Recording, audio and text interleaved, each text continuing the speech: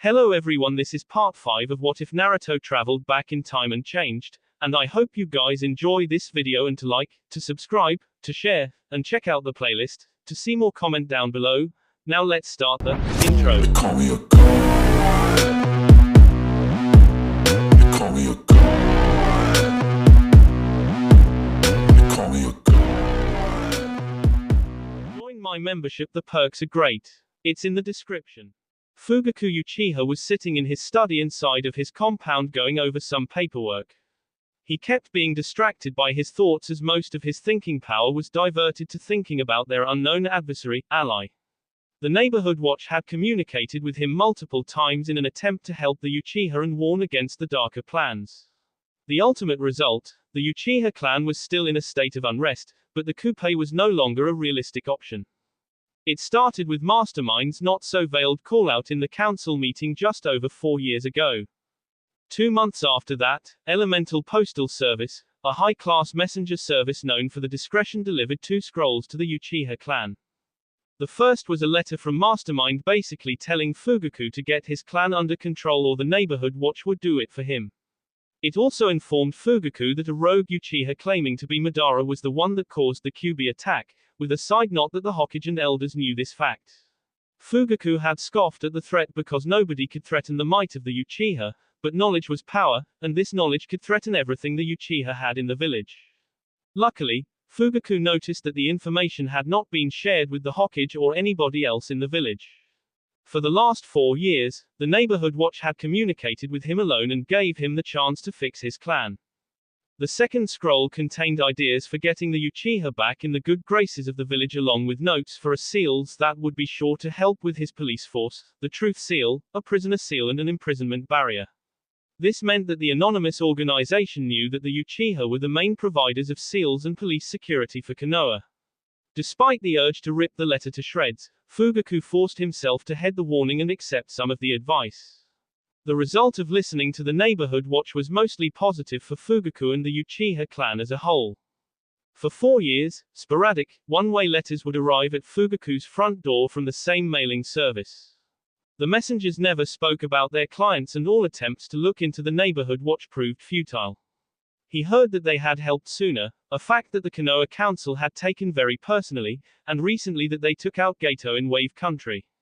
Other than the public statement the organization made, there has been zero information found by the Uchiha clan or the Council of Konoha. As Fugaku was lost in his thoughts, another messenger appeared with a letter for him.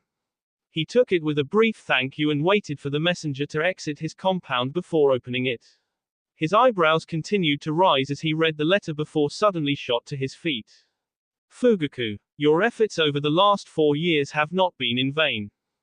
Thank you for trusting us. As we have continually repeated, we have the best interest of the world, and the Uchiha clan by proxy, in mind.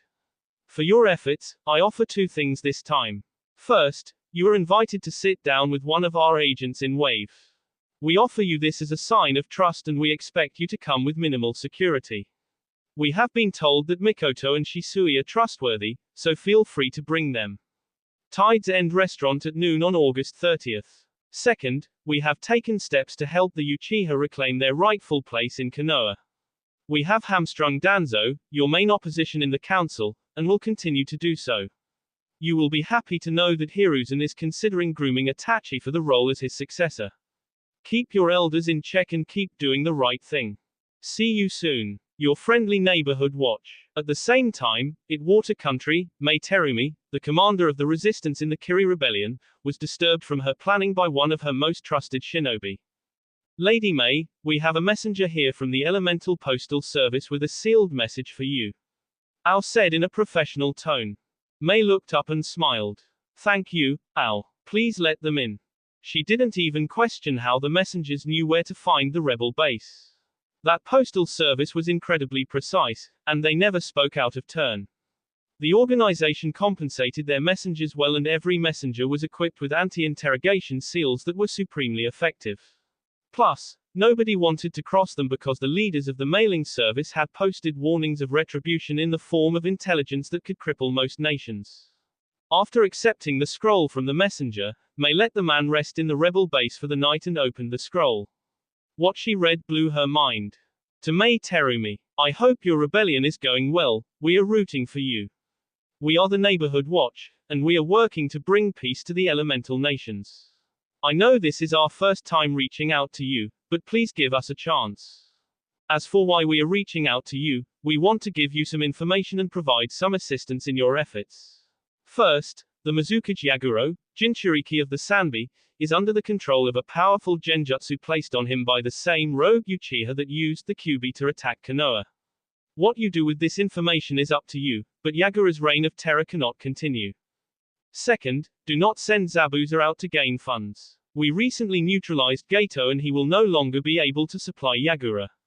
We have decided to donate some funds to aid in your rebellion that we acquired from Gato.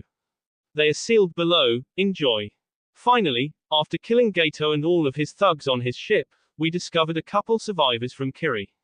We are helping them stabilize and get set up in the land of waves.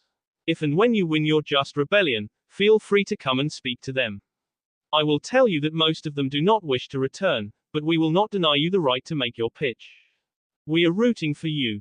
Your friendly neighborhood watch. Mei continued holding the letter in a stunned silence. Her jaw was hanging open and she didn't move a single muscle for over 5 minutes. Al, wanting to make sure she was okay, asked a question that would inevitably backfire on him. Mei, are you okay? It is unlike you to freeze from such a letter. Did a long-lost marriage contract suddenly appear? Al tried to joke, but it fell flat, and the room's temperature dropped noticeably. Al, shut up, or I'll kill you, Mei said in a sickly sweet voice while mechanically turning her head around to look at him through slitted eyes.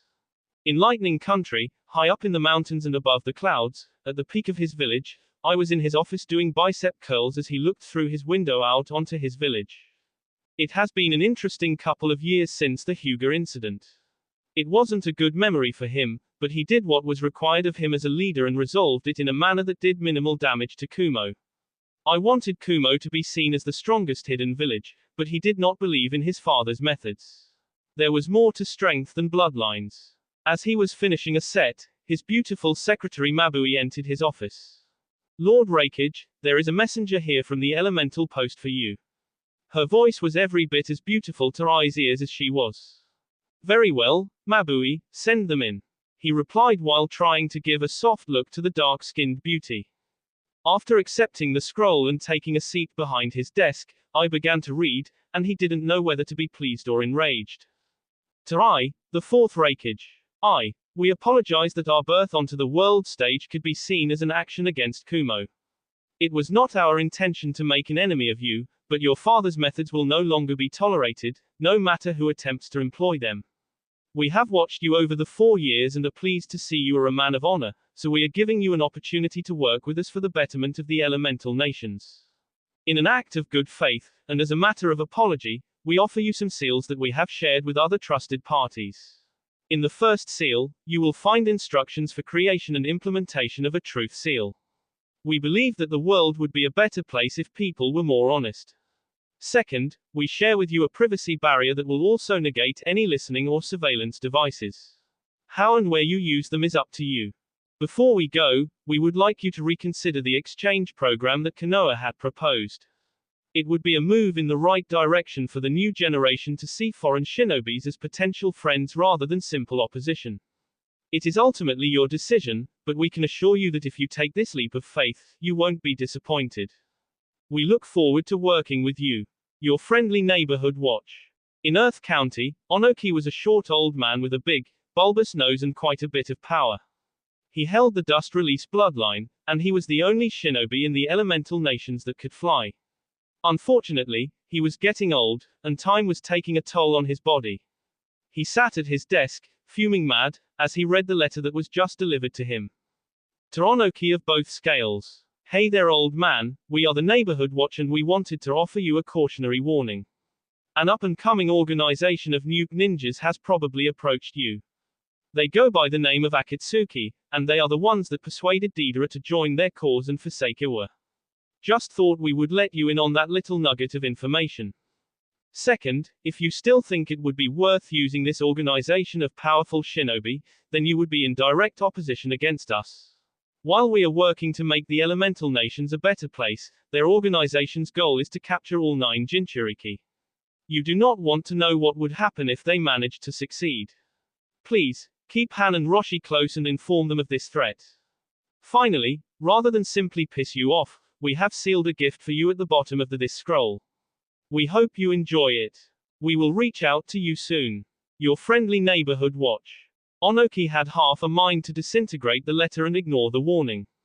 These cowards wouldn't even face him in person and hid behind the mask of anonymity. However, he wanted to see what gift they had for him, so he pulsed some chakra into the storage seal. A padded belt puffed out of the scroll and fell onto his desk with a note attached. This belt will help with your back pain. Put it on and channel some chakra into the seal. Onoki didn't care if it were a trap, he would do anything to be rid of his damnable back pain. He wrapped the padded belt over his Tsuchikage uniform and channeled chakra into the belt. He felt an icy hot sensation spread through his lower back and a sigh of contentment escaped his lips. Okay, youngsters, I will heed your warning for now. He whispered before calling to his golem guards. Convene the council, I have information concerning Deidara. Annoying the waves of life. Hiruzen was sitting at his desk, and he worked alongside his clones to combat his greatest enemy. Somebody must have informed the council that he could handle more paperwork because even with clones the thrice damned sheets of paper never stopped piling up. Suddenly, a familiar presence appeared at his window and Jiraiya stepped through. Jiraiya looked the same as he always did, guys, so if you don't know, look it up. Sup, sensei? Jiraiya asked casually as he reclined in the windowsill. Hiruzen spared a momentary glance from his paperwork to address Jiraiya. Any news, Jiraiya? Jiraiya smiled brightly. Oh, I don't know. Do you want the good news or the bad news first? Hiruzen sighed and laid back into his chair and removed his pipe from a drawer in his desk. He lit it and took a deep puff before offering his response. Let's start with the good news this time. Jiraiya smiled. Well, it appears we have earned a small amount of Naruto's trust. Tsunade has invited you and I to his birthday party. She is planning a surprise party for him in Suna, and we are invited with strict instructions not to bring anyone else. Why Suna, Jiraiya? Hiruzen asked, sounding dejected.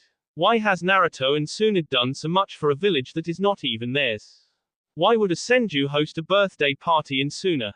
Jiraiya frowned at that before a firm look fixed itself on his face. Because you ed up, sensei. I wasn't here, but it seems like you ed up big time. As for me, well, I chalk it up to a punishment for my sin of negligence. Hiruzen slammed his hands on his desk. What was I supposed to do, Jiraiya? Jiraiya scowled at that. You told me you would take care of him if I maintained my network. Do you call letting him be abused by the civilians, orphanage and shinobi of this village taking care of someone? I have accepted my role, but it seems like you are still stuck in denial. Hiruzen sighed and rubbed his eyes, looking truly drained. Can you blame me for being upset? They shower love on Suna and have helped him out greatly while they sick the fire daimyo on me and the council. Jiraiya stood from his spot in the window and fixed a fierce glare on his Hokage. One simple question, can you blame them? So, it is all my fault. Look, sensei, you have 2 options. Keep wallowing in your pity party alone or accept the facts and move on. The fire daimyo has inadvertently helped you regain control of the council, even if that comes with a leash attached. Hiruzen scoffed. A leash you say? I call it Tsunade. Yeah, well you rightly pissed her off. So, do you want to attend or no? Hiruzen sighed again and ran his hands down his face. I don't know, Jiraiya. Why don't you tell me what the bad news is, and I will see if I feel like going.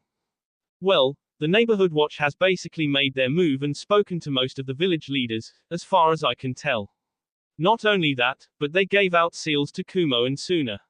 Suna also has the Senju family's favor. I have not been able to get a true spy into Suna since they erected their new seals. I never knew Tsunade to be a seals mistress though. It's not Tsunade, Jiraiya. It is Naruto. Hiruzen replied wearily. Care to run that by me again, sensei? Jiraiya asked with a red eyebrow. When Naruto was young, a hidden function of his seal activated, and he met Minato's chakra imprint.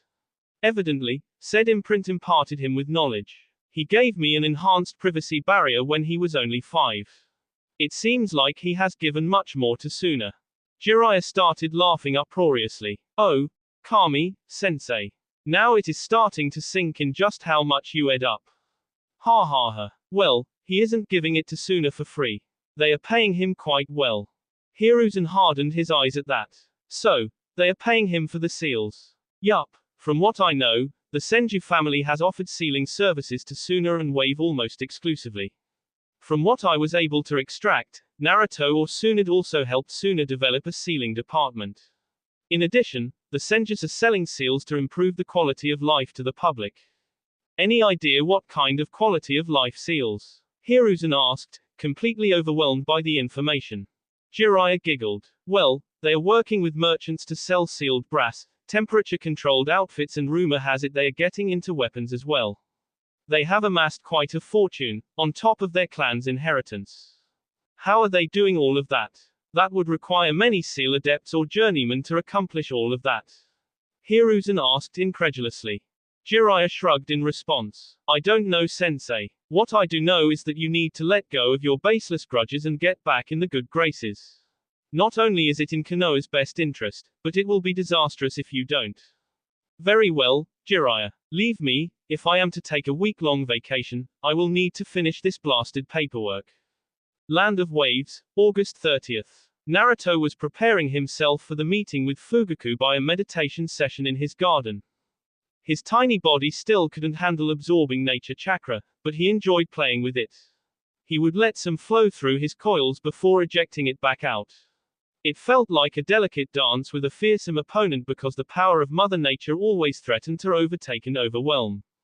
Naruto did notice that the natural energy in its raw form felt different than the toad's sage arts, which intrigued him greatly.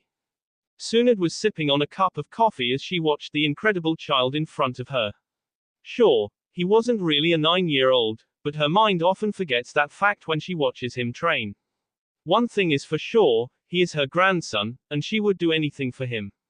She scoffed internally at that because she joined his efforts to change the world. It was a creative way to affect the world without revealing that he had went back in time. As she watched, she remembered the conversation she had with him the day after his raid on Gato's ship, which created a shitstorm neither of them was planning on. Flashback, evening after Gato's death. Tsunade just woke up from her nap after a very long morning at the clinic. She appreciated that her son, or one of his personalities, went out of his way to save those women and give them hope. It was the sign of a good man. It was a heartbreaking morning as she worked with Shizune to combat a multitude of STDs and other chronic diseases as well as many minor injuries. The women were finally realizing that their nightmares were over, and it was an emotionally draining experience. After splashing some water on her face, she realized that she could smell something delicious cooking. She walked downstairs to see Naruto had grilled some steaks, potatoes and prepared some asparagus, which he had laid out for her along with a glass of sake. The young blonde boy smiled at her as she made her way into the kitchen and wrapped him in a hug. The two remained silent and enjoyed the moment and meal before their conversation happened. After 10 minutes, the meal was done and only sake was left. Tsunade sipped her sake and sighed in contentment as she processed that a child was her drinking buddy. Naruto set down his saucer and began explaining exactly what happened. It took Tsunade a minute or two to accept the reality that her son could interact with his alter egos, which was not standard for multi-personality disorder, or MPD for short. She sorted out her thoughts before responding. Okay, well, all things considered, you handled that fairly well. Am I to understand that they can hear us? No. Tsunade asked. To the best of my understanding, they are like Kurama. They remain alert in the mindscape, and they have daily routines that they do in the mindscape. If they wish to share my senses, I believe they have the ability to. However, they cannot speak to me through the mental link the same way Kurama does. Naruto replied matter-of-factly. Tsunade rested her chin on her knuckles. Can they take over at any point? Naruto shrugged. I don't know. Rias only ever takes over when I use her personality as in a shadow cloner at night when she is bored. Ah, Rias, the reason you sometimes reek of tobacco and women's perfume. Tsunade shot a wry smile at him. Naruto rubbed the back of his neck sheepishly. Ha ha, yeah, and she evidently likes sleeping with women. Tsunade spit out her sip of sake at that one. And you can share her memories of that. Naruto nodded. I asked Rias and Yosuke to share their memories, since I thought that I would need to be aware of what they have done. Tsunade shook her head in disappointment. So much for your innocence. MPD with shadow clones that can undergo true transformations is terrifying, Naruto. It scares me because if they take over and change your form, I would never be able to tell the difference. I know, Mama. It scares me too, but they seem to respect me as the core personality. We know that they originated out of my subconscious need to divide up the stress that was overwhelming me. I think they want to help me, and they agreed to not forcibly take over like that again. Tsunade sighed deeply. Well, I don't see much of a choice except to trust them. I am choosing to see them as an extension of our family. I want to create a way for them to inhabit clones and let them have a life of their own. If I can do that, then they will be less likely to take over my actual body. Tsunade chewed on that thought for a little bit. That will have to do for now. End of flashback. As Tsunade broke out of that reflection, it brought her to thoughts of today's task. Fugaku Uchiha was a proud bastard and Tsunade didn't care for him very much. Mikoto was one of her students along with Kushina and she loved that woman. She wanted to avoid the Uchiha massacre, and she formed a plan with Naruto to change that part of the past. If they got Fugaku on their side, then the next step would be getting rid of Danzo. The thought of the old Warhawk was enough to enrage her, but she already had plans in motion to deal with the cripple. Watching Naruto dance with nature the way he did was extremely relaxing to Tsunade as well. The garden glowed with life and power whenever he did it and it was a treat to see. The whole Senju compound felt at peace whenever he meditated, and it helped relieve the anxiety of taking on the whole world to save it from itself. She was so lost in her thoughts as she sipped on her morning coffee that she missed when Naruto wrapped her in a hug from behind. The tiny, boyish form was so cute when he wrapped himself around her waist. Good morning, Mama. Sleep well. The childish voice came from behind her. Sure did, Ruto. How about you? You ready for this? Tsunade asked. Naruto scoffed. Fugaku can't do anything to me.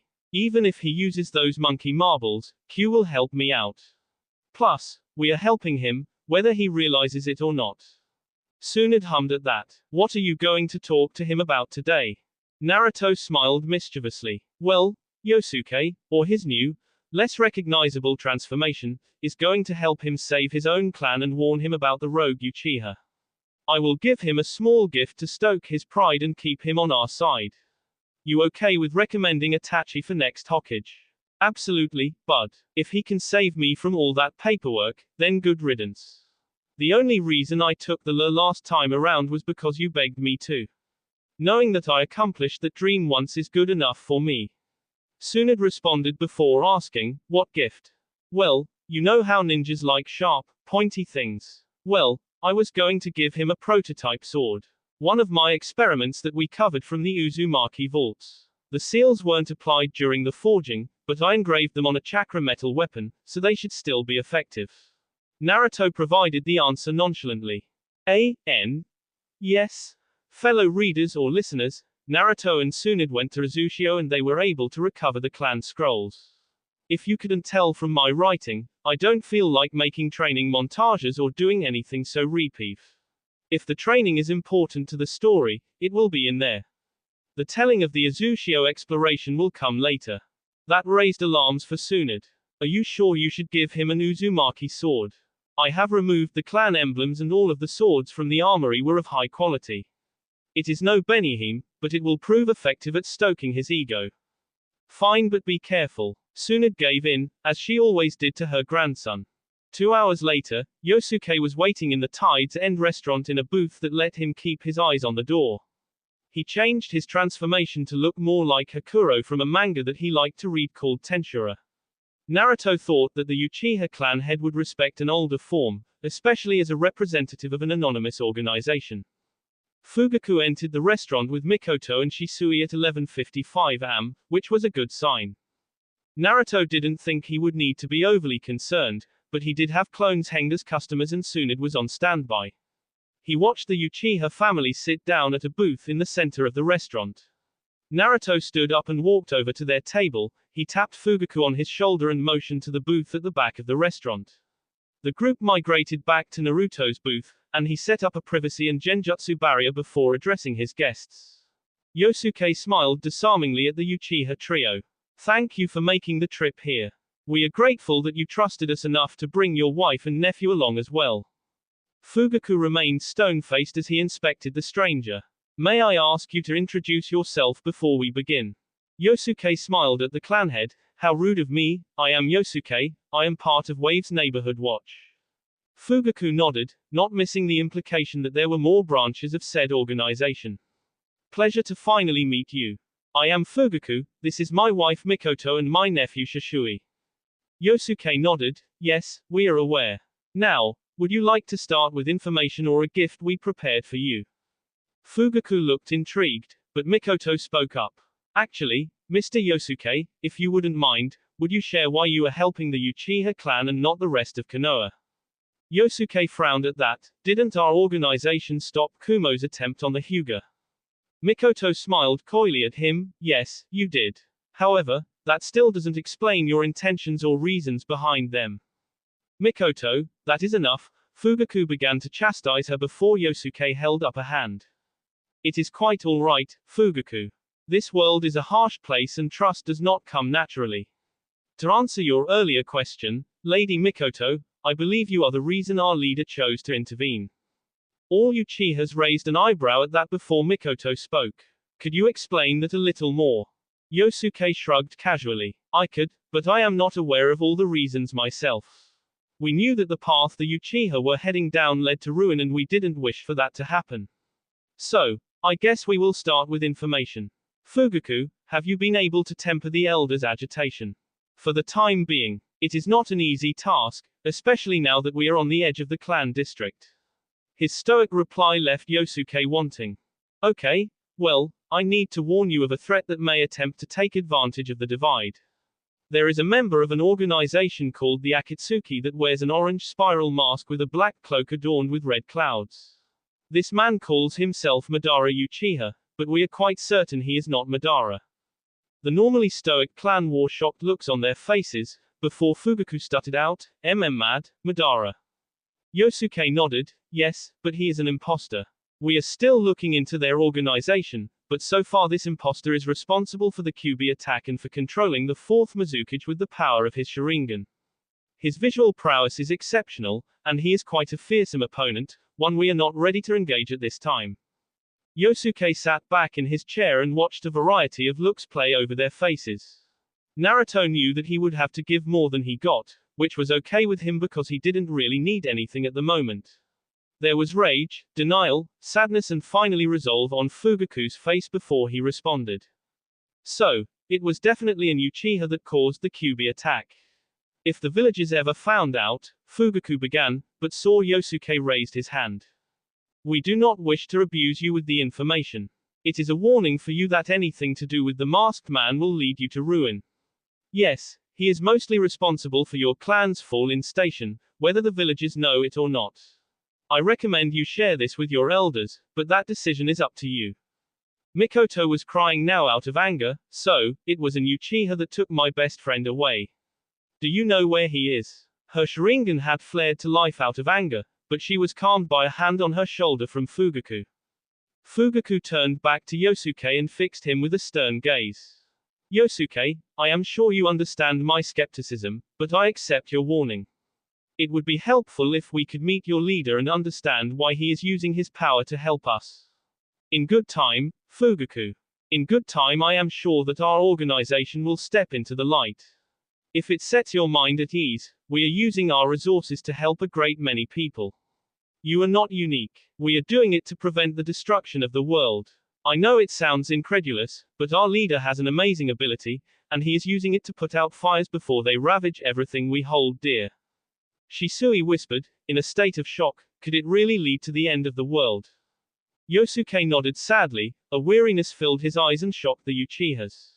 Yes, and not in some distant future.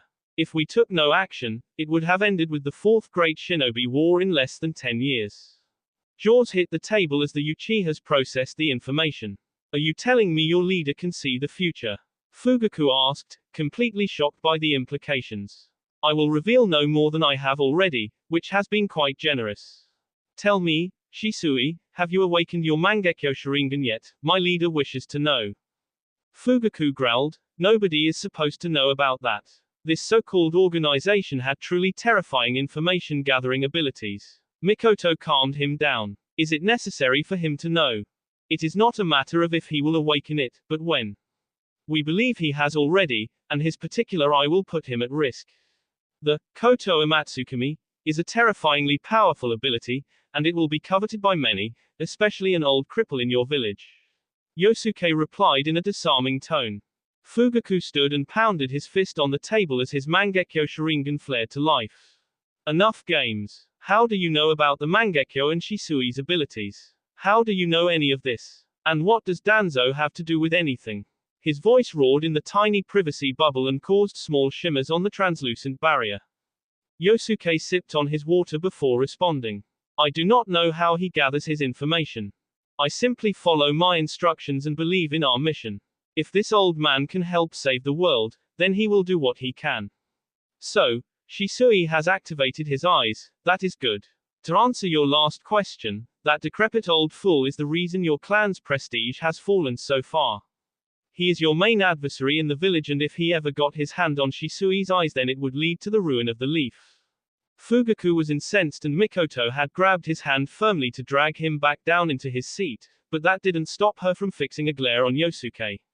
How do we know you are not manipulating us? This is quite a lot to take in and it is getting hard to believe. Yosuke smiled warmly at Mikoto, which caught her off guard. I will say this, when we expose Danzo, and you will see something under that bandaged eye that will prove our good intentions for your clan. Shisui put 2 and 2 together to make 4 and he whispered, Sharingan. Fugaku's head snapped to Shisui and then to Mikoto, and then the realization hit him as well and his ki flared.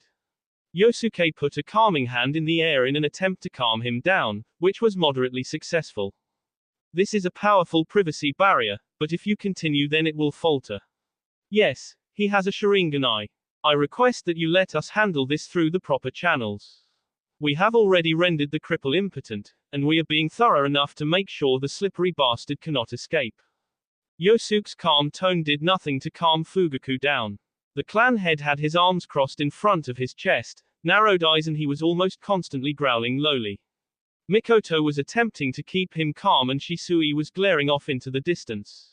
He had a wizened look on his face that didn't belong on a 19-year-old. Finally, Fugaku spoke. What assurances can you give that Danzo will be dealt with? Yosuke seemed to think for a minute. Well, I will not tell you how, but in the next 2 years he will be dead. All we can do is mitigate the amount of damage he can cause in the meantime. For your part, keep an eye on him. The root has been trimmed but is by no means disbanded. Be warned, if you make a move prematurely then that will be the end of our partnership with the Uchiha. Not only that, but it will have negative impacts on the Uchiha's standing in the village. Fugaku frowned, he didn't like being on the receiving end of ultimatums. Very well, is there anything else you wish to address? In a puff of smoke, a sword was on the table. The sheath was in a dark red with the hilt of the katana wrapped in a blood-red cloth. Yosuke pushed the sword to Fugaku before speaking. This is an example of our craftsmanship. We know the Uchiha have quite a few smiths, but we used ancient Uzumaki techniques to craft the blade and empowered it with seals. The blade will enhance the wielder's ability with the fire element and is made of a potent chakra-conductive metal. We give you this sword as a gesture of goodwill. That will be all from me, so I thank you for coming to meet me and wish you a bright future. Yosuke stood up and shook Fugaku's hand, but before he could disappear, Fugaku spoke. I don't know why you are assisting us, but I am grateful. When the time comes, the Uchiha clan is in your debt. Do not hesitate to call on us if you should need. Fugaku said in a dignified manner. Yosuke smiled and for a second it matched Naruto's gigawatt smile. That is good to hear. Enjoy your time in Wave and have a safe trip home. Yosuke disappeared in a shunshin and the Uchihas collapsed back into their seats. Shisui had unsheathed the sword and was inspecting the blade. It was a masterpiece by Uchiha standards, and after he was done inspecting it, he handed it to Fugaku. The clan head noticed the seals etched into the metal of the blade and at the base of the handle. The balance of the sword was just right, and a pleased grin worked its way onto his face. Dear, what are we going to do now? Mikoto asked. We will enjoy a meal here and stay a night at the inn before we return to Konoha tomorrow. We will need to discuss what to share with the elders and the Hokage. Uncle, do you think we can trust him? Shisui asked. I don't know if we have a choice, Shisui. It isn't like we could find them if we wanted to. Konoha has been trying for years with no results. Fugaku answered, exhaustion from the meeting finally catching up with him. What of Danzo? Do you really think we should let an unknown party handle him? Mikoto asked. For now, yes, we will watch, wait and collect our own evidence against the man. I am more concerned about the rogue Uchiha and the dissenters among the elders. Fugaku answered. The Uchihas enjoyed the rest of the day in the land of waves. As they made their way to the docks the following day, they walked past a construction site on the edge of the city. It looked like a big bridge was being built to link the island to Fire Country. That would be something worth reporting to the Hokage. That and the Senju symbol that seemed to decorate many stores and buildings in the small island town. Sunagakure, October 8, 10 years after the Kyuubi attack. Naruto, Tsunade and Shizune were finishing their trip through the desert. Naruto appreciated the more frequent rest stops that were built and maintained by Suna. Over the last 5 years, Suna shinobi have been using Naruto's scanning seal to look for underground water in the desert before raising it to the surface. The rest stops weren't frequent, but they were each built on top of a small underground lake that Naruto used to turn the area into an oasis. By digging out a path for the water to flow and then using a hefty amount of earth chakra, Naruto was able to raise the underwater reservoirs and bring them to the surface. This resulted in dots of green breaking up the dreary Suna desert. It also made the trip much easier on traders and brought a bit of business into Suna, which garnered the attention of the Wind Daimyo. The Senju family was going to Suna to check in on the Project Oasis, the project that has been ongoing for nearly 5 years. The engineering effort was all aimed at bringing the massive reservoir hiding miles under Suna closer to the surface so that it could be used for Suna's benefit rather than sitting untapped. They were getting close to finishing the effort and Raza had reached out to Naruto for the final stage of the project, or at least that was the story Tsunade told him. The Senju family walked up to the main gates and saw that the Kazekage and his children, along with Chio and Ebisu, were waiting for them. As Naruto got closer, Temari ran forward and tackled him in a hug, much to the amusement of the adults watching. Oh, Ruto, it has been too long. I missed these hugs, Temari said as Naruto was pinned on the sand with Temari rubbing her face on his chest. Naruto blushed a bit but resigned himself to rubbing Temari's back and returning her hug. It was never in his plans to hijack this relationship, but considering that she was his best female friend, it just kind of happened. He was very close to Temari, and he was on brotherly terms with Gaara and Kankuro. Raza had mentioned an arranged marriage to Tsunade almost every time they met but was likewise rebuffed. Each time Tsunade said the same thing, if it happens naturally, it happens.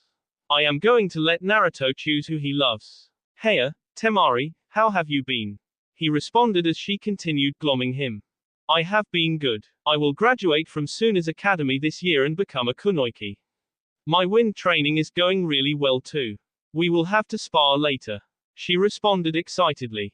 Naruto finally broke the hug and the two kids stood up and dusted themselves off. Naruto shot a wide grin at her. If you want to lose that badly, then I am okay with it.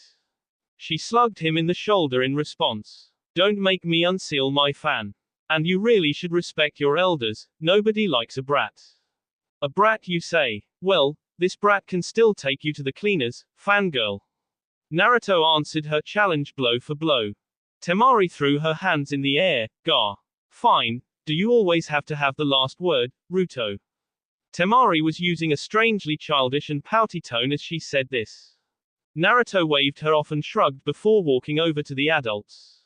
The group made their way to the middle of the city, where there was nearly a square mile cleared away.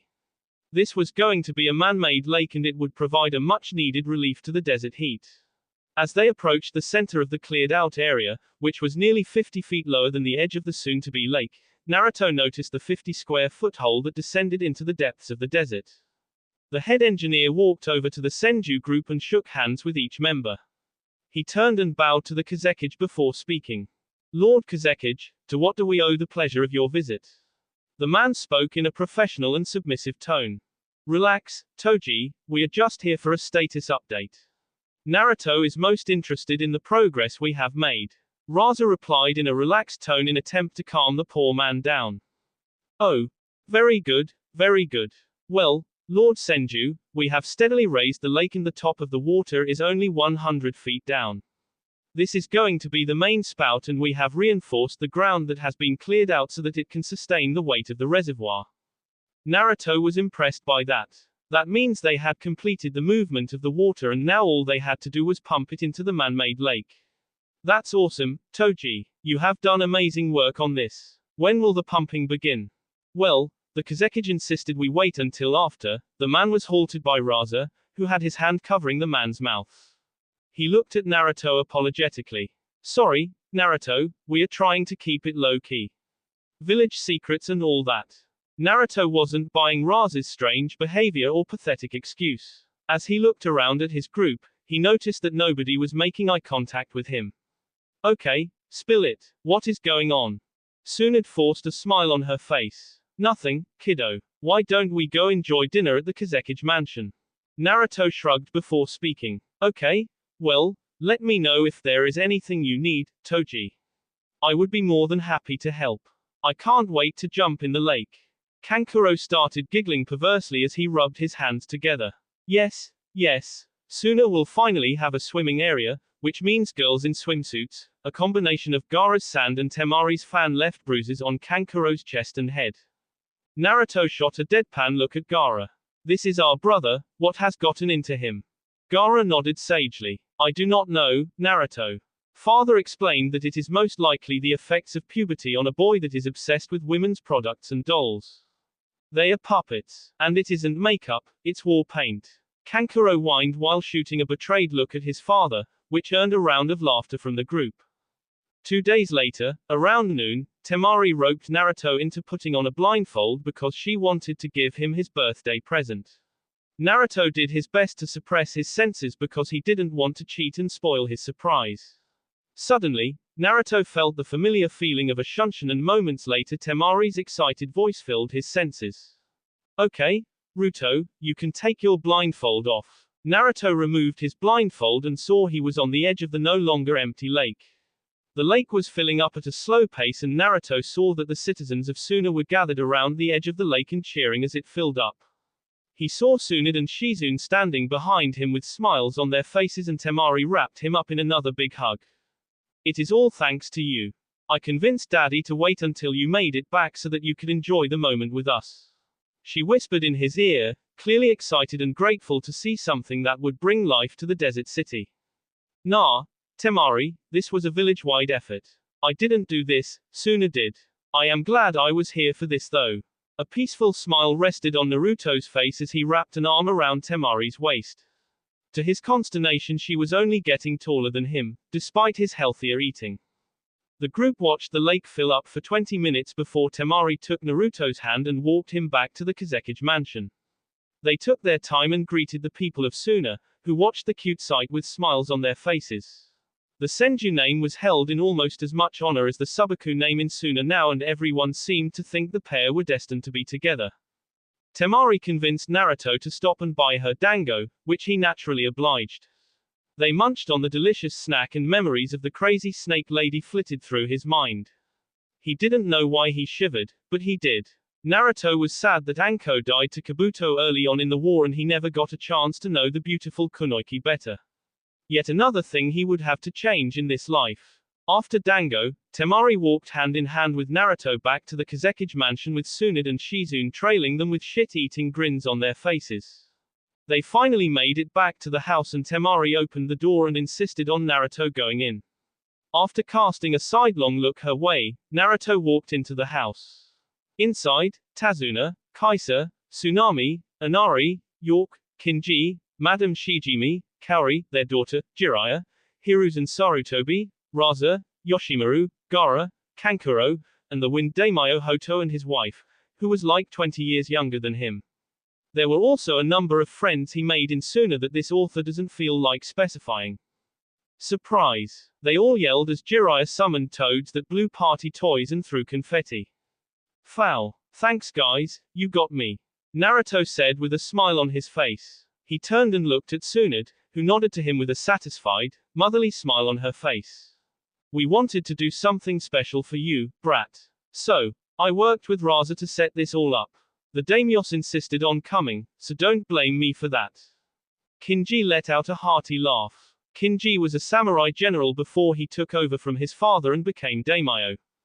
He was 48 years old, his body still radiated strength and power, along with an aura of dignity and supreme confidence. He started his reign a couple years before Minato took over as the Hokage. As new rulers, the two were very close and had many plans to change Fire Country for the better, which obviously didn't work out.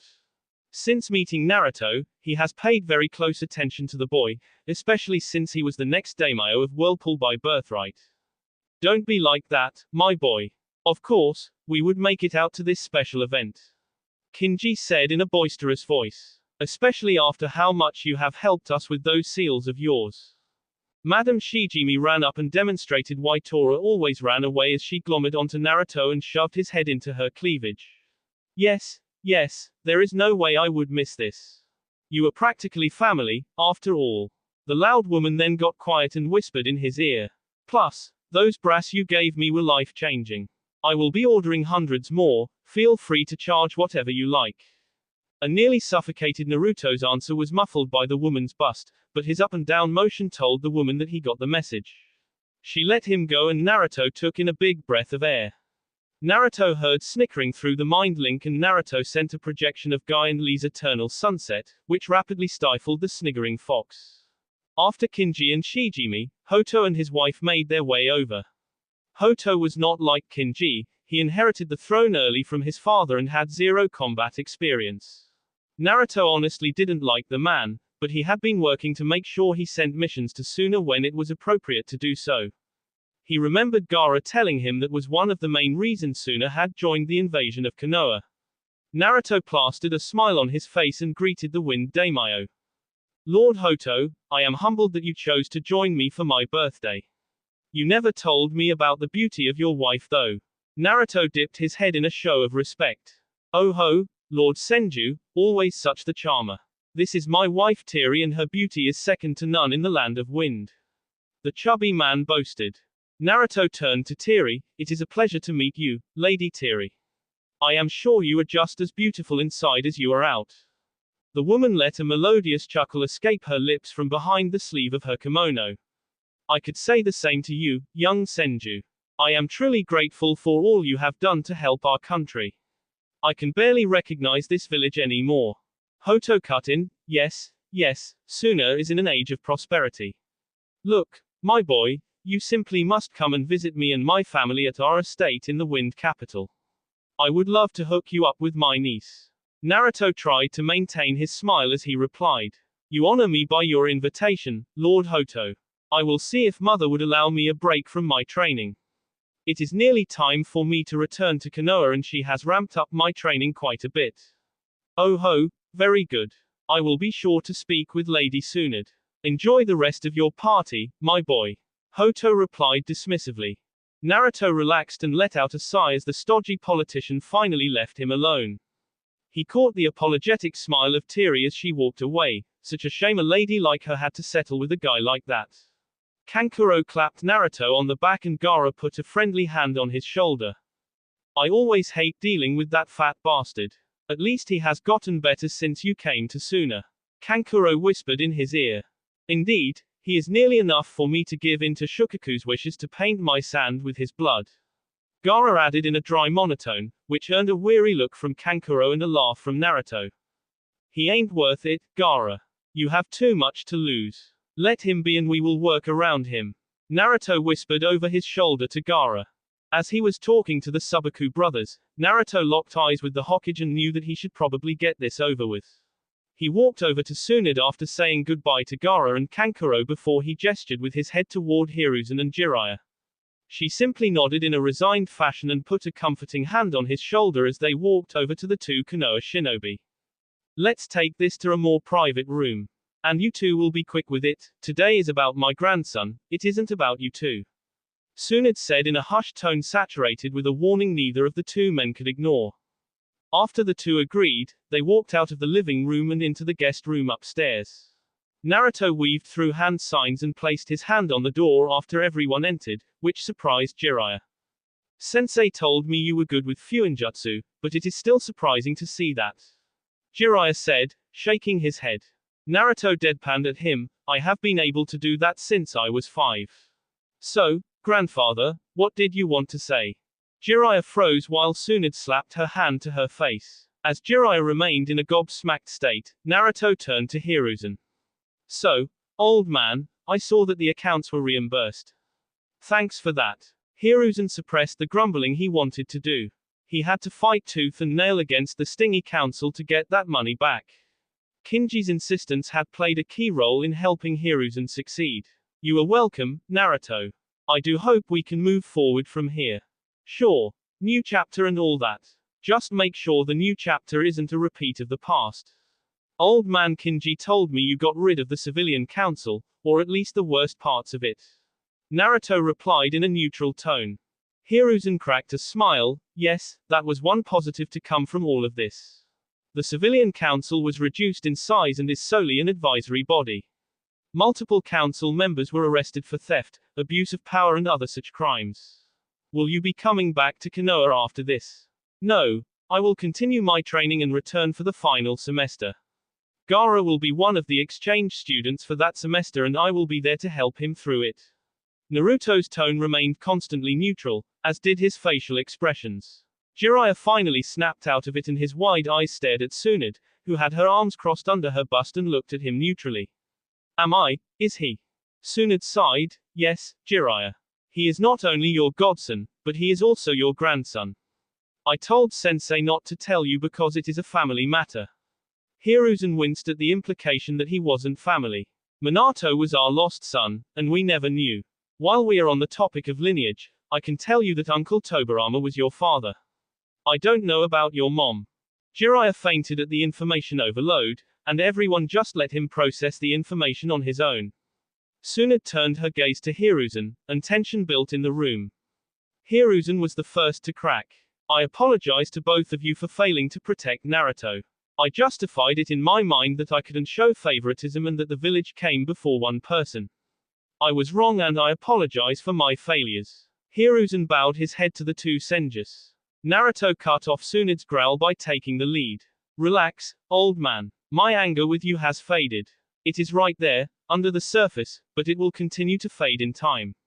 I am sure you have heard what we have been up to. Thanks for keeping the council off our butts. I wouldn't want Mama to become a missing nin because she killed whoever they sent after us. Hiruzen's smile grew as he listened to Naruto. Yes, well if you didn't secure a better treaty between Suna and Konoha, they would have raised a stink. It is embarrassing for the strongest of the great 5 to fall behind Suna in some ways. Although, I must admit that I enjoyed the changes that were made. The rest stops were a massive relief compared to the old journey through the desert. Naruto shrugged and rolled his eyes before replying. Look, old man, staying mad at you is tiring and I honestly have better things to do with my life. I assure you that I am loyal to Konoha, but that doesn't mean I am not going to help whoever I can. The changes to Suna were all me and Mama, at least the seals. The flourishing of Wave, yeah that was us. If you keep those old farts off my back, I promise I will bring the same to Konoha. I just needed to get out of there. Jiraiya had regained consciousness at some point and was listening intently to Naruto. Tell me, brat, what was so bad about Konoha? Naruto's eyes dimmed and he shot a lifeless look at Jiraiya. Did you know my food in the orphanage, the scraps that I got, often had rat poisoning in it? Did you know that while other kids got to play, I was made to clean? Did Hiruzen tell you that I slept and lived in a broom closet? What about the kids blaming everything that went wrong on me, which the old bat would use as justification to further starve me or beat me? To top it all off, on my 4th birthday I was thrown out and nearly 100 villagers gathered together to beat me half to death. If my dad's failsafe didn't activate, I could have died. Now, after that, do you believe the beatings would have ended there? Please share your wisdom with me, oh great Toad Sannon. Jiraiya and Hiruzen's faces drooped, and their eyes fell to the floor in shame. The guilt was worse than their anger at the villagers because either of them could have prevented that from happening. He should have been the prince of Konoha and instead he was villainized for something he never did. Tsunade was crying because she knew in Naruto's previous life the mistreatment had continued for most of his life. Not to mention the betrayal of the village he saved during the Fourth War. Look, if I am being honest here, I will tell you that I am broken. Yes, Mama, I am going to tell them. Naruto paused here and took a deep breath. To compensate for my treatment, my mind fractured, and I developed multiple personality disorder. If you ever doubted if I was exaggerating, well there you go. Naruto's tone was dead, completely devoid of the mirth that should have been present in a child. Jiraiya fell to his knees and Hiruzen's head hit his chest as the two fully grown men cried out of guilt and frustration. I am so, sorry. Jiraiya prostrated himself and slammed his head against the ground. Life suddenly returned to Naruto as he shook off the haunting memories of the past, but really Hikari was inside his mind trying to push her influence into Naruto to bring back his innocent spark. He went to Jiraiya and hugged him, making the old toad break down even more. Tsunade was losing the fight against her own tears at the scene and Hiruzen was trying to recompose himself. It took 5 minutes for the regroup to regain their composure, and it was Jiraiya that spoke first. Well, it sounds like I have a lot of making up to do. What do you say I train you and I can even let you sign the Toad summoning contract as a birthday present? Naruto had given the Toads some thought, but he had a feeling that they weren't the way to go this time around, especially after their betrayal last time around. His visit to Izu's hidden archives had a couple summoning contracts, but they were mainly water-related and they didn't feel right either. For some reason, he got a feeling that Kami had something planned for him and he was going to wait to see what that was. Naruto sighed before he formed the Rasengan in his right hand and spoke to the gobsmacked pair of Konoha shinobi. I train myself, for the most part. Mama helps me out for a couple hours every few days and provides tests, but I really don't need your training. As for the Toads, I have a gut instinct telling me not to sign that contract and I am inclined to listen to it. Naruto spoke firmly, to ensure he would get through his grandfather's thick skull. He declined the training because Jiraiya's style of training was actually infuriating when Naruto reflected on it. Jiraiya was sputtering, so Hiruzen spoke for his stunned student. Naruto, I don't doubt you are strong, but what would possess you to deny training from a Sannin? And why would you decline one of the great three summons? Instead of answering Hiruzen, Naruto turned to Tsunade. Should I show them? Tsunade shrugged, they are going to find out sooner or later. I guess it depends on if you trust them to keep your secret. Naruto sighed and fixed his gaze on the two men. Well, can I trust you to keep a secret, even if you feel like it would be your obligation to report it to the council? Jiraiya instantly nodded, but Hiruzen hesitated. Finally, Hiruzen nodded and said, if it doesn't endanger the village. This instantly made Naruto think, Kami, how did I know the old monkey was going to say that? Naruto laughed at the old monkey.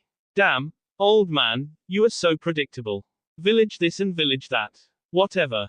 Naruto turned toward a table in the room and put his hand on the wood, making it grow and form into a chair that he sat down on. As the two fully grown idiots pointed and sputtered, Naruto pulled $10 out of his wallet and handed it to Tsunade. Damn, I was sure one of them would have fainted. Tsunade gleefully plucked the bill out of his hand and put it in her cleavage before raising her fist into the air and shouting, finally. I have won a bet against the brat. I finally did it. This broke the two old goats out of their sputtering and made Naruto laugh heartily. Yeah, you did it, Mama. Congrats. Jiraiya scooped Naruto into a big hug and Hiruzen sighed.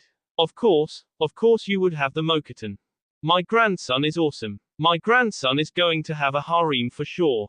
Jiraiya was cheering wholeheartedly, drawing sweat drops from Naruto and Hiruzen while Tsunade made the room temperature drop below freezing. Jiraiya craned his neck mechanically towards Tsunade, who was stalking towards him. He attempted to hide behind Naruto, but the boy wriggled out of his embrace and left him high and dry. Tsunade planted Jiraiya into the wall of the guest room, leaving spiderweb cracks in the room that shook the house, causing the guests downstairs to pause what they were doing and look upstairs. Okay, now that Mama has gotten a shot in on the old perv, can we get back to the party? We have been up here long enough. We said what needed to be said and the rest will work itself out in time. Suna dusted off her knuckles. Ruto is right. I am done with this, and I need some sake. Naruto was mad that he couldn't drink in front of others because he was feeling the exact same thing. Luckily for him, Tsunade knew this, and she would continually spike his drinks for him throughout the night. Other than the long overdue talk, it was a great birthday party. Naruto remembered the birthday parties he had in this very house during the resistance, but there was something special about it when the fate of the world wasn't looming overhead.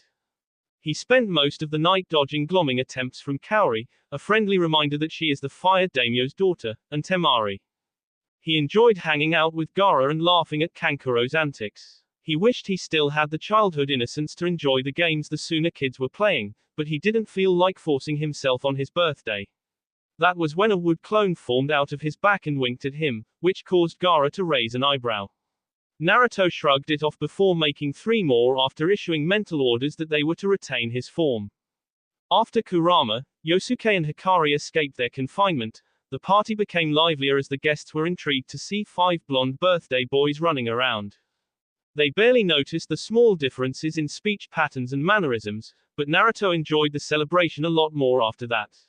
The only downside was that he had to pull the wood clone that Rias was inhabiting aside and tell her not to try anything with any of the ladies present.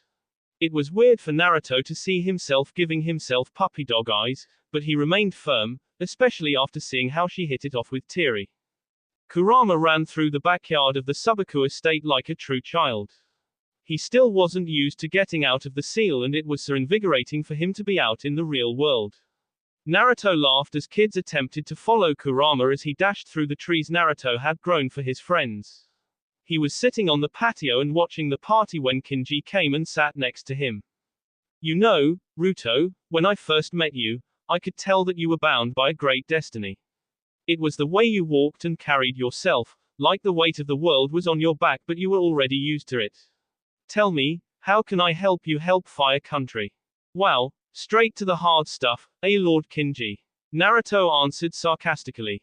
Kinji let out a hearty laugh and slapped Naruto on the knee. Look bud, I knew your father very well and we had great plans for Konoha and Fire Country.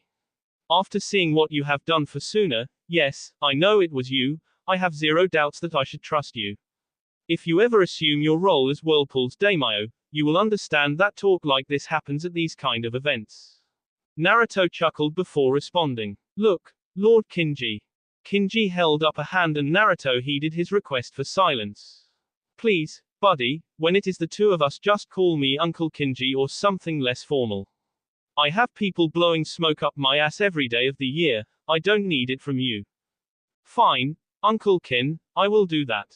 If you ask me, the best thing that could happen to Fire Country as a whole would be the death of Danzo.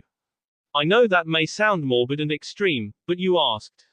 I don't have proof of his crimes because he is a slimy bastard, but I am sure someone of your station could find something. Kinji dropped his smile and went into his ruler mode. Naruto, I have worked with Danzo before. I admit the man's methods are extreme, but I am not aware that he has done anything deserving execution. Naruto reviewed what he remembered from his previous life. The Uchiha massacre hadn't happened yet, but Naruto was sure he had a Sharingan. He clearly remembered his involvement in the Land of Rain. He knew for certain that he had abducted orphans and that he had done something to the Land of Woods. He was sure that he had done much, much more, but that should be a start. Naruto took out a tag and drew a truth seal on it and explained it to Kinji before he slapped it on his chest. Uncle Kin, I have no proof and I can't tell you how I know this as I am bound by a blood contract. I will start with what I know. First, Danzo is the one who revealed that I was the Kyuubi Jinchuriki against Hokage's orders. He did so to isolate me in an attempt to eventually gain control of my power. Naruto paused to let the seal glow blue to show he was telling the truth. Second, he was and still is working with Orochimaru. Third, according to doents provided to my grandmother, Root was involved with Gato for the purpose of human trafficking. Yes, Root is still active, and they are devoted to Danzo, not the village. Another blue glow from the seal on Naruto's chest. Third, he was meddling in the Land of Wood and the Land of Rain, without orders from the Hokage. If that isn't enough, Danzo takes children out of the orphanages for his root program when he kills their emotions, places loyalty and silencing seals on them, and the final test for root operatives is a battle to the death between kids that grew up training together. If that isn't enough, I don't know how to convince you. After Naruto was finished speaking, the seal glowed blue. Throughout Naruto's explanation, Kinji's face warped into a visage of divine rage. He was growling and clinching his fists by the end, and he asked one question. Does Hiruzen know about this? Naruto shrugged. Dunno, I think that he thinks root is no longer active. I am sure he knows about some of it though. If you confront him, do not tell him where you got the information, please. I just reconciled with the old monkey. Kinji was still struggling to suppress his rage, but he did so for Naruto's sake. Very well, I will have my agents look into him. If we find anything substantial, I will order his death. Uncle Kin, if you take your shot, take every precaution to make sure you don't miss. He is as slippery as Orochimaru, and if he is cornered, he will lash out, station be damned. Naruto added cautiously, which caused Kinji to take a deep breath and think rationally. My boy, if you ever feel like sharing how you know all this information, know that you have an ally in me. When the day comes that you choose to trust me fully, I would be truly happy on such a day. Kinji said warmly, despite his lingering rage. Uncle Kin, I will tell you that I got a lot of that knowledge from my father when the backup seal activated when I was 4. You want me to share a secret with you though? Kinji nodded eagerly. Follow me. Tsunade watched Naruto and Kinji with a smile on her face as she talked with Raza and Madame Shijimi. It reminded her of the time she spent with Minato and Kinji when they were excited to change the world for the better. She offered a prayer of Grodd to Kami when she saw her son securing a truly powerful ally in his fight to make this world a better place. Naruto and Kinji walked far enough into the trees of the Subaku training ground when Naruto stopped and turned to face Kinji. Say, Uncle, what is your favorite fruit? Kinji thought for a moment before replying. I have always been partial to oranges. Naruto closed his eyes and placed his hands on the ground. Kinji watched with awe as he witnessed proof that the long-lost bloodline of Konoha had finally resurfaced. And it had resurfaced in this boy in front of him. That is amazing. The normally composed Daimyo was standing there, dazed like a love-struck schoolgirl and gaping at the fully grown fruit tree. Naruto plucked an orange and tossed it to Kinji, the sudden movement breaking him from his spell, and the Daimyo fumbled clumsily with the fruit as he attempted to catch it. The display made Naruto laugh, but his laughter ceased with Kinji's look hardened. Naruto Senju, you need to be more careful with this. You are lucky I waved off my ninja guardians. You need to be careful with who knows this until you are strong enough to defend yourself. Naruto waved him off. I know, Uncle Kin. I sensed that your guardians didn't follow us in. If you couldn't tell, the Sabakus know and have known since I was 5. Raza is bound by an Uzumaki blood contract to keep it a secret. I have been using my Mokuton to help Wave and Suna and keeping it low-key. The people that I have helped have proved to be extremely loyal, and my secret is still safe, as far as I am aware. Kinji shook his head. You never cease to amaze, my boy. Your secret is safe with me, who else knows? I told Hiruzen and Jiraiya when we were upstairs. Finally, Uncle Kin, I need you to put this seal on your chest. Without hesitation, Kinji took the seal and placed it on his chest under his robes. Kinji of the Land of Fire, will you keep any secrets I share with you here today? Will you hold and protect my trust? Will you promise to guide me and keep me on the path of righteousness in order to make this world a better place? Kinji was taken aback by the boy's serious tone, but it was the look in the boy's eyes that surprised him the most. It was a harder and firmer look than his father's, and it should never be on the face of such a small child. He schooled his features to match the boy's seriousness and nodded his head firmly. I, Kinji, Daimyo of the Land of Fire, offer you my word that I will protect any secret you share with me. I will use my experience and resources to assist you in your goal, guide you down the right path, and work alongside you to make this world a better place. Naruto smiled, not the gigawatt smile with an air of dignity, but a regal smile. He nodded to the experienced man before locking eyes with the man. Tsunade and I are the heads of the neighborhood watch. I was the one that stopped the Hyuga incident, and we have announced ourselves to the other nations. Of all the secrets that Naruto could have shared with him, he wasn't expecting that one. He was, of course, aware of the neighborhood watch and his spies had been looking for information on the organization. It took Kinji nearly 30 seconds to gasp out, "Holy kami, bud. That was unexpected. Are you mad?" Naruto asked cautiously. No, I can't say I am exactly mad. It was infuriating trying to locate and identify the organization, but I am not mad at you, my boy. You haven't done anything that was overtly out of line. Does you sharing this information with me mean that you wish to have me join your efforts? Naruto shrugged and replied flippantly, "If you want to. It is not my intention to have you take an active role, but your position grants you a lot of intelligence. If you shared said intelligence with me, I would be able to help you with problems that couldn't be handled through standard channels. If something is serious enough, I would also run it by you first. I am working to create a method of long-range, instant communication, but it is slow going for now. The Uzumaki had a version of it, but it required a whole building and 2 chakra conduits. Not a realistic option if I wish to lay low." Kinji chuckled before calming himself and responding. "Naruto, you are going to change this world and I look forward to seeing it. Do this old man a favor and make sure you stay true to yourself. Don't give in to the darkness like so many have before you." "Sure thing, Lord Daimyo. I give you my word, and I never go back on my word. It is kinda my ninja way." Naruto responded semi-formally. The two rejoined the party and Naruto was embarrassed to see that his alter egos were still the life of the party. He could tell the one Kurama was inhabiting because the whisker marks were slightly more pronounced and the pupils were slitted. Luckily nobody had noticed that small discrepancy. Hikari was running along with the children and acting like most people thought a 10-year-old should. She brought smiles and light wherever she went, which was something Naruto honestly appreciated about her and wished he could revert to that sometimes. The time for gifts came and evidently more people thought that he was approaching ninja age by the nature of the gifts he received. Jiraiya gave him a hastily written scroll detailing his 2 unique jutsu, needle jizo, and hardened hair manipulation. Seems like he defaulted to those 2 since Naruto already knew the Rasengan and declined the Toad summons.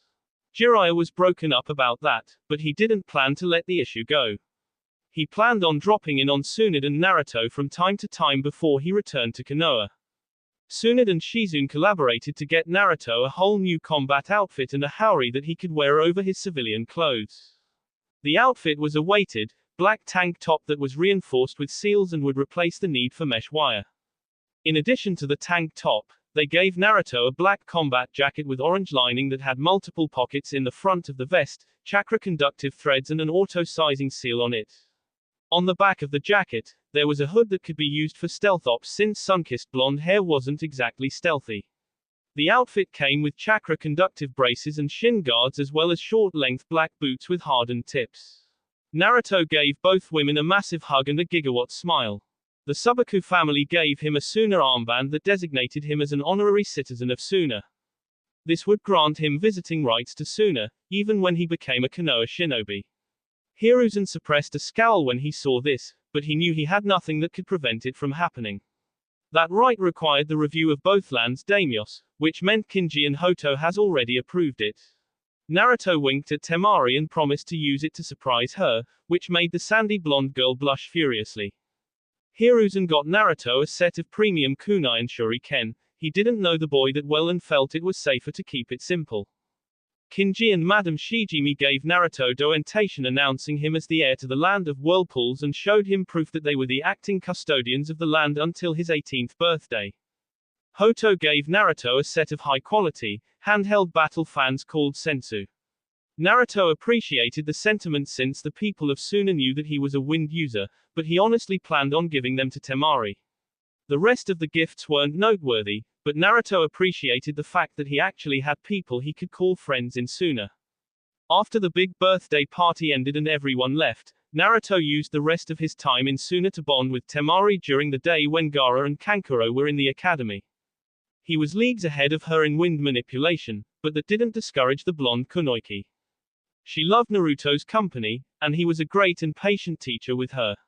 She was never one to think much of boys, and most guys feared her father and brothers, but that wasn't the only reason she never entertained the numerous guys that worked up the courage to ask her out. In her heart of hearts, she was completely smitten by the sun-kissed blonde boy that had made such a difference in her family's life. Naruto noticed as he watched Temari practice wind manipulation by making the desert sands dance around her that he wasn't having as many flashbacks as he used to have in Suna. The haunting memories were being overpowered by the positive, newer memories. He also realized that he felt empty when Kurama, Yosuke, Hikari and Rias were out of the seal for extended periods of time. He had been using wood clones for them to inhabit and had been trying to respect their independence. He knew that granting them their freedom was worth putting up with the empty feeling, but it still pained his heart a little bit. Naruto was broken out of his musings by a slug to the shoulder from a panting and sweaty Temari. I am done for the day, Ruto. If I push any more, I will collapse from chakra exhaustion, and I don't want to waste the rest of my time with you, she said while fluttering her eyelashes at him.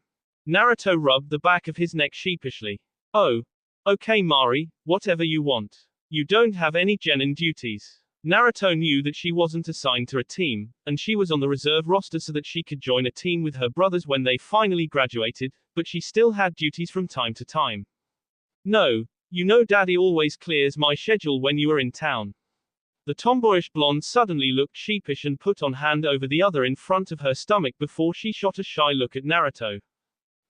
Yeah no, Ruto, I was thinking that maybe we could go for a swim in the lake, TT together. Naruto smiled and blushed a bit as he reached over and raised Temari's chin to make eye contact. You don't need to be nervous with me, Mari. I would love to go swimming with you. I almost forgot that they opened up the lake to the public. That will be all for this video. Be sure to like, subscribe, share, and comment down below for more videos. Goodbye.